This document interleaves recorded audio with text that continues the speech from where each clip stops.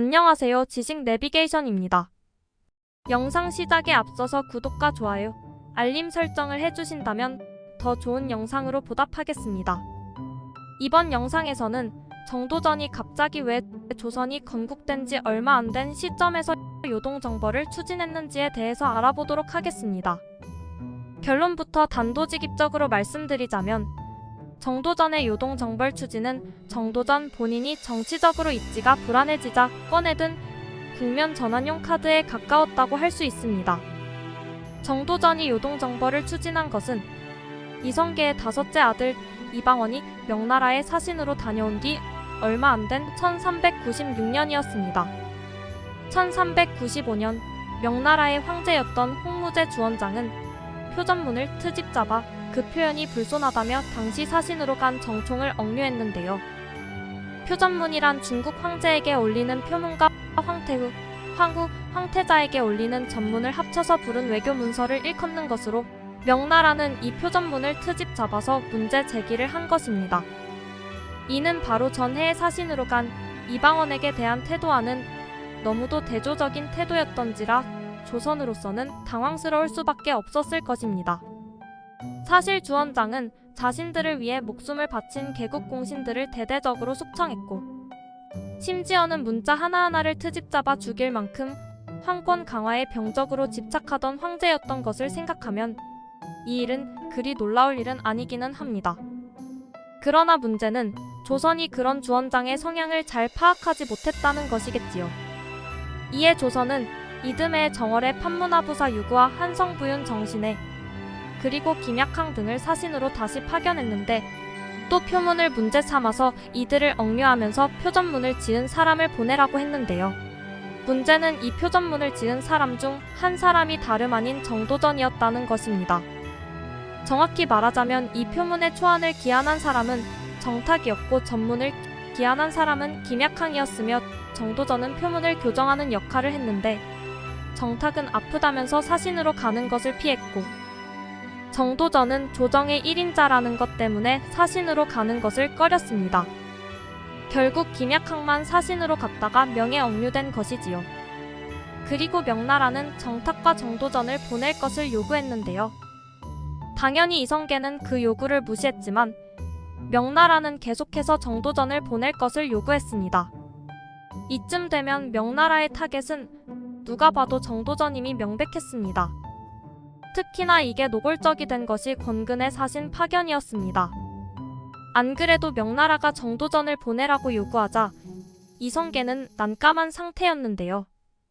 이때 권근이 자원하여 자기가 표문 작성 책임을 지고 명나라에 다녀오겠다고 했습니다. 지금까지 주원장의 행동을 볼 때 억류는 당연하고 돌아오지 못하거나 최악의 경우 죽을 수도 있었던 터라 이러지도 저러지도 못하던 이성계는 기뻐하면서도 권근에게 미안해하며 노자까지 두둑하게 주면서 그를 사신으로 파견합니다. 이렇게 하륜과 함께 사신으로 파견된 권근 역시 명나라에 억류가 되는가 싶었는데 막상 권근은 후한 대접을 잘 받으면서 잘 지냅니다. 이는 표전문 작성을 한 사람은 정도전이었고 초안을 작성한 사람도 그 일파였기 때문에 이는 표전문을 작성한 정도전과 정도전 파벌의 대명 외교를 인정하지 않겠다는 뜻이었고 반대로 권근은 이방원의 딸이 권근 아들에게 시집까지 가서 사돈이 된 사람인데다가 권근과 함께 한 사람이 다름 아닌 이방원의 오른팔인 하륜이었으니 이는 이방원과 그 파벌을 외교적 동반자로 삼겠다는 의미였던 것입니다.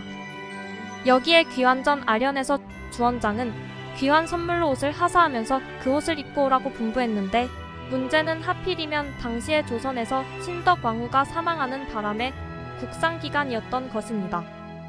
이에 기존에 억류되었던 정총은 신덕왕후를 추모하는 의미로 상복을 입었고 권근은 주원장이 하사한 옷을 입었습니다.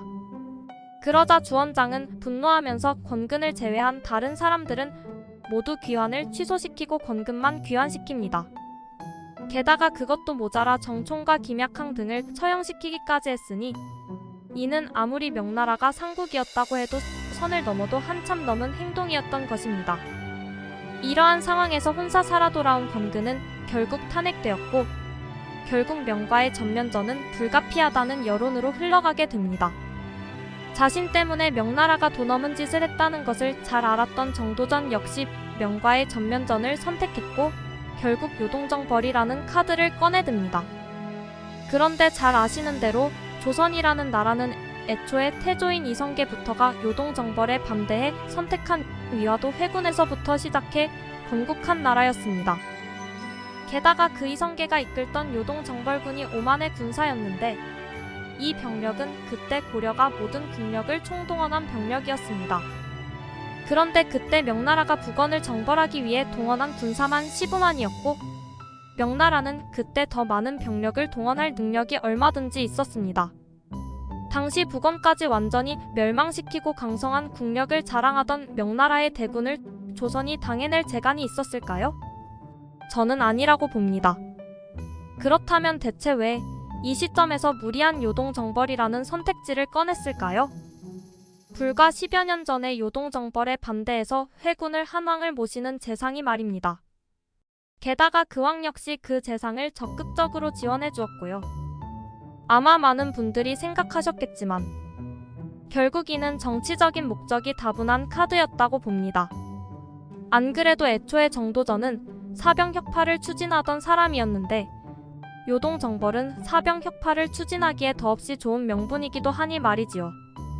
사실 많은 분들이 생각하시는 것과 달리 정도전은 신의 왕후 소생 왕자들 중에서는 실제로 왕자의 난을 주도했던 이방원보다는 실제 적장자였던 이방우가 죽어서 이방우를 대신하는 적장자였고 또 아버지를 도와 전장을 누비던 용맹한 무장으로 또 아버지를 대신하는 가별초의 지휘관이기도 했던 이방과를 더 견제했습니다. 게다가 다른 왕자들이나 세도가들 역시 저마다 사병을 가지고 있었기 때문에 당시로서는 세워진 지 채 10년도 되지 않은 신생 왕조인 조선 입장에서는 언제든지 왕조를 위협할 수 있는 군벌로 자라날 수밖에 없는 위협인 사병이라는 집단은 반드시 제거되어야 하는 존재였을 것입니다. 결국 요동정벌은 겉으로 내세우는 명분이고 실제로는 사병혁파와 같은 급진적인 개혁 정책을 추진하려는 것이 이성계와 정도전의 진짜 목적이 아니었나 하는 생각을 해봅니다. 다시 말해서 일종의 정치적인 퍼포먼스에 더 가까웠다고 보는 것이 더 타당하다는 것입니다. 당시 명나라와 조선의 국력차를 이성계와 정도전 두 사람이 몰랐을 리가 없고 무엇보다 당시 조정 내에서 자신들의 반대파가 만만찮았음을 생각하면 결국 이는 자신들의 반대파를 잠재우기 위한 정치적인 퍼포먼스로 보는 것이 더 맞을 것입니다. 오늘 지식 내비게이션은 여기까지였습니다. 영상이 도움이 되셨다면 구독과 좋아요, 알림 설정을 해주시기 바랍니다. 시청해주셔서 감사합니다.